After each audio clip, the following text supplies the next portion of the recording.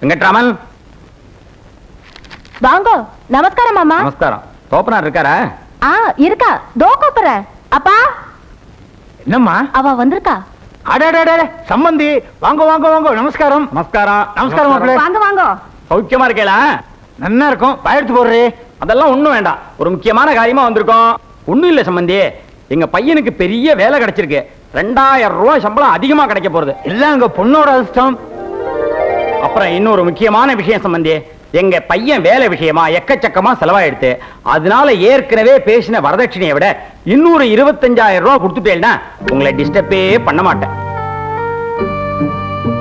என்ன இப்படி பேசுவேன்? அன்னைக்கு போடுறத போனுங்கன்னு சொல்லிட்டு இன்னைக்கு திடீர்னு இப்படி ஒரு குண்டை தூக்கி போடுறேல. நாட்டோட சுச்சுவேஷன் இப்படி இருக்கு மாமி. நான் என்ன பண்றது?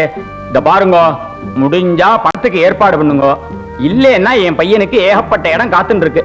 சொந்தக்காரங்கன்னு சொல்லிக்க, உங்களை தவிர எங்களுக்கு வேற யார் இருக்கா? நீங்களே இப்படி சொன்னா எப்படி?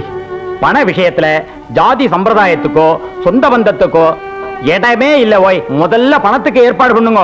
சம்பந்தி, பத்திரிகையெல்லாம் அடிச்சு ஊருக்கெல்லாம் கொடுத்தாச்சு. இந்த நேரம் நீங்க எப்படி சொன்னா எப்படி? நீங்க தான் இந்த கல்யாணத்தை எப்படியாவது நடத்தி வைக்கணும். பத்திரிக்கை தானே கொடுத்திருக்கேன். ஒன்னும் சாந்தி முகூர்த்தம் நடந்து இல்லையே. முதல்ல பணத்துக்கு ஏற்பாடு பண்ணுங்க. நேக்கு அதுதான் முக்கியம். வாடாம்பி போலாம்.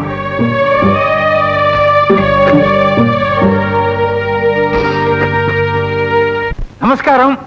அடட வாயிர, என்ன தட்டுங்கையுமா வந்திருக்கிற? வா உட்கார். அது இருக்கட்டும், நல்ல நேரத்துல வந்திருக்கேன். எல்லாரும் ஒன்னா உட்கார்ந்துருக்கேன். முதல்ல இத பாருங்க.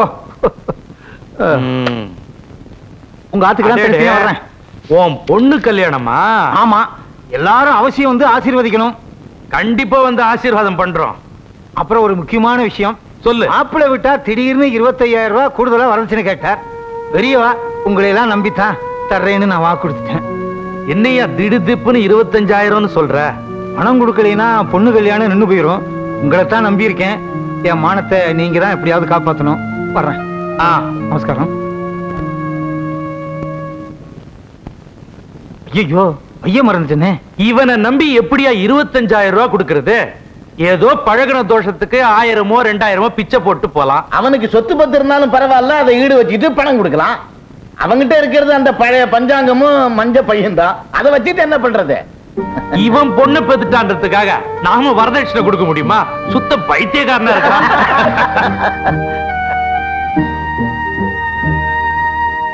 என்னையா போனதும் திரும்பிட்ட? இத மறந்து வச்சுட்டேன். என்ன, எனக்கு இருக்கிற சொத்து பழைய பஞ்சாங்கமும் இந்த மஞ்ச பையன் தான்.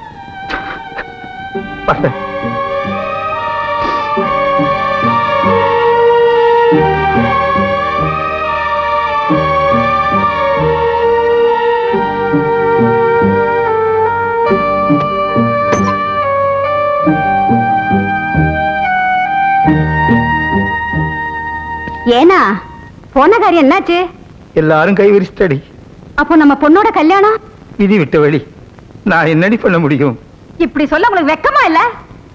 இந்த காலத்துல மூட்டை தூக்குறவன் கூட எவன் கால கைய பிடிச்சாவது தன் பொண்ணோட கல்யாணத்தை நடத்தி வைக்கிறான்.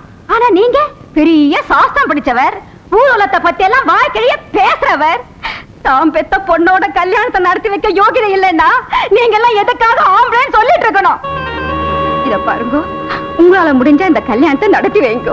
இல்லைன்னா கொஞ்சம் வருஷத்தை வாங்கி கொடுத்து எங்களை ஒரே அடியா சாகரிச்சிருங்க.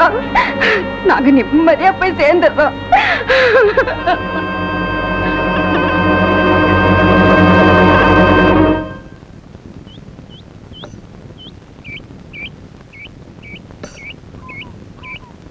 ஏடா, உங்களை நாங்க எங்க எல்லாம் தேடுறது? எங்கடா அந்த தரதலைங்க? உங்களுக்காக நாங்க அந்த போலீஸ் ஸ்டேஷன் கையுமா அலையணுமா? அதெல்லாம் வாதியார் ஐயா இன்ஸ்பெக்டர் ஐயா கிட்ட சொல்லிக்கிறேன்ட்டாரு. எப்போ? எங்களை உள்ள தள்ளி முட்டியெல்லாம் பேத்ததுக்கு அப்புறமா? ஏய், மரியாதையா எல்லாரும் ஸ்டேஷனுக்கு வந்து சேருங்க. நாங்க முதல்ல போய் இன்ஸ்பெக்டர் ஐயாவை பாக்குறோம். என்ன அது யாரது மரத்து கீழே எட்டி எட்டி தாவிக்கிட்டு இருக்கிறது? நம்ம ஐயர் மாதிரி இல்ல? ஆமா, ஐயர் தான். அவர் எதுக்கு இங்க வந்தாரு? கையில கயிறு வேற வச்சிருக்காரு. வாங்க போய் பாப்போம். வாங்க.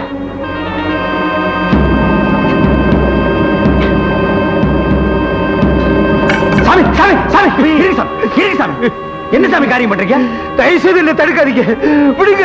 நான் சாக போறேன். சாமி, அடுத்த வாரம் உங்க பொண்ணு கல்யாணம்னு கேள்விப்பட்டேன். அதுக்குள்ள சாகப்புறம்னு சொல்றீங்களே, உங்களுக்கு என்ன பைத்தியமா பிடிச்சிருக்கு? மானமே போனதுக்கு அப்புறம் நான் எதுக்காக உயிர் வாழணும்? விடுங்க, நான் சாக போறேன். சாமி, விடு. இப்ப சாக அளவுக்கு என்ன நடந்துச்சு? கேவலம் ஒரு 25,000 ரூபாய் பணத்துக்காக மாப்பிள்ளை விட்டா, என் பொண்ணு கல்யாணத்தை நிறுத்தி என்ன அவமானப்படுத்திட்டா. இதுக்கு மேலே நான் உயிர் வாழணுமா? ஏன் சாமி, இதுக்கு போயா உயிரை மாச்சுக்கிறது? ஊருக்கெல்லாம் புத்தி சொல்ற நீங்களே இப்படி செய்யலாமா? என்ன சாமி, உங்களை சாக விட்டுட்டு அதுக்கப்புறம் நாங்க இந்த ஊர்ல எதுக்கு இருக்கிறது? நீங்க கவலைப்படாதீங்க சாமி. இந்த மாப்பிளை இல்லைன்னா வேற எந்த மாப்பிளையுமே கிடைக்க மாட்டானா? எவன் கால கையை பிடிச்சாவது பணத்துக்கு ஏற்பாடு பண்ணி நம்ம பொண்ணு கல்யாணத்தை நாங்க ஜாம் ஜாம் நடத்தி வைக்கிறோம் சாமி. நீங்க தைரியமா வாங்க சாமி, வாங்க சாமி. சாமி, இதுக்கெல்லாம் போய் மனசு விட்டுலாமா? நீங்க அழாதீங்க சாமி. நான் அதை நினைச்சு அழறப்பா. நீங்க எதிரில் வந்தாலே அவசகணும்னு நினைச்சேன். உங்களோட பேசுறதே பாவம்னு நினைச்சேன். இப்பதான் புரிஞ்சது, மனுஷால உருவத்தை வச்சு எடை போடக்கூடாது, உள்ளத்தை பார்க்கணும்னு. உங்க பசங்க எல்லாம் படிக்க கூடாது, நீங்கெல்லாம் வளரவே கூடாதுங்கிறதுக்காக நாட்டாம கூட சேர்ந்து உங்களை கெடுக்கிறதுக்கு எவ்வளவோ முயற்சி பண்ணேன். ஆனா நீங்க அதையெல்லாம் மறந்து என்ன நீங்க காப்பாத்தி இந்த அளவுக்கு என் மேல பிரிய வச்சிருக்கீங்கன்னா நீங்க எல்லாம் மனுஷா இல்லப்பா. சாமி, தெய்வம்ப்பா, தெய்வம். என்ன சாமி இது? சாமி, சாமி, சாமி, எங்களை பார்க்கும் போதெல்லாம் எதுக்காக நீங்க திட்டுனீங்க? நாங்கெல்லாம் சுத்தபத்தமா இருக்கணும், நல்லா இருக்கணுங்கிறதுக்காகத்தானே. அப்ப எங்களுக்கு புத்தி இல்ல, நீங்க சொன்னதெல்லாம் நாங்க காதுல போட்டுக்கல. இப்ப வாத்தியார் எங்களை மனுஷனாக்கிட்டாரு, நல்லது கெட்டதுன்னா என்னன்னு புரிய வச்சுட்டாரு. நீங்க பெரியவங்க, நீங்க எல்லாம் சாகக்கூடாது சாமி. ரொம்ப நாளைக்கு இருந்து எங்களுக்கெல்லாம் வழிகாட்டணும் சாமி. வாங்க சாமி, சாமி வாங்க, வாங்க சாமி, வாங்க வாங்க வாங்க சாமி, வாங்க. ஐயா வாங்க வாங்க வாங்க வாங்க. வணக்கம். எல்லாருக்கும் வணக்கங்க. இருக்கட்டும், இருக்கட்டும். வாங்க. என்னையா எல்லாம் ரெடியா? எல்லாமே ரெடிங்க. நீங்க வந்து கொடி ஏத்திட்டு குழந்தைகளுக்கு முட்டாய் கொடுக்க வேண்டியதாக பாக்கி. ஏயா, என் பையனும் உங்க பசங்களும் மட்டும்தான் வந்திருக்கிறாங்க, மத்த பிள்ளைங்களா எங்க போனாங்க? வாத்தியார் இந்த ஊரை விட்டு போனப்பவே பாதி பசங்க அவர் பின்னாடி போயிட்டாங்க, மீதி பசங்க இந்த காலனில ஏதோ புதுசா பள்ளிக்கூடம் கட்டி கொடி ஏத்துறாங்களா, அங்க போயிட்டாங்க. என்னது, காலனில பள்ளிக்கூடம் கட்டி கொடி ஏத்துறாங்களா?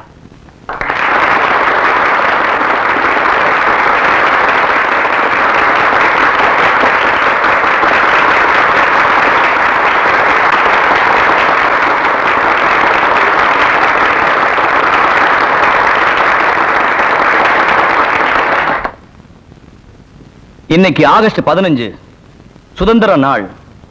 நம்ம இந்திய நாட்டுக்கு சுதந்திரம் கிடைச்சு இன்னையோட 45 வருஷம் ஆகுது. ஆனா அந்த சுதந்திரத்தோட முழுமையான பலன் நம்ம மாதிரி ஏழை ஜனங்களுக்கு இன்னும் வந்து சேரல. அதுக்கு தடையா இருக்கிறது ஒரு சிலரோட ஜாதி வெறியும் மத உணர்வும் தான். இந்த வேறுபாடு என்னைக்கு ஒழியுதோ அன்னைக்கு தான் முழுமையான சுதந்திரம் நமக்கு கிடைச்சதாக அர்த்தம். இதுக்கெல்லாம் விடுவி காலம் சீக்கிரமே வருங்கிற நம்பிக்கையோட இந்த தேசிய கொடி ஏத்துவோம். இப்பொழுது நமது அன்பிற்குரிய சுடலை அவர்கள் தேசிய கொடி ஏற்றி வைப்பார்கள். ஐயோ சாமி, நானுங்களா? வாப்பா. வேண்டாங்க சாமி, பெரியவங்க நீங்க ஏத்துங்க சாமி. பாப்பா, நீ இந்தியன் சிட்டிசன், இந்திய குடிமகன் யாரு வேணாலும் இந்த கொடி ஏத்தலாம். ஏத்து. ஐயோ, பாப்பா. Very good.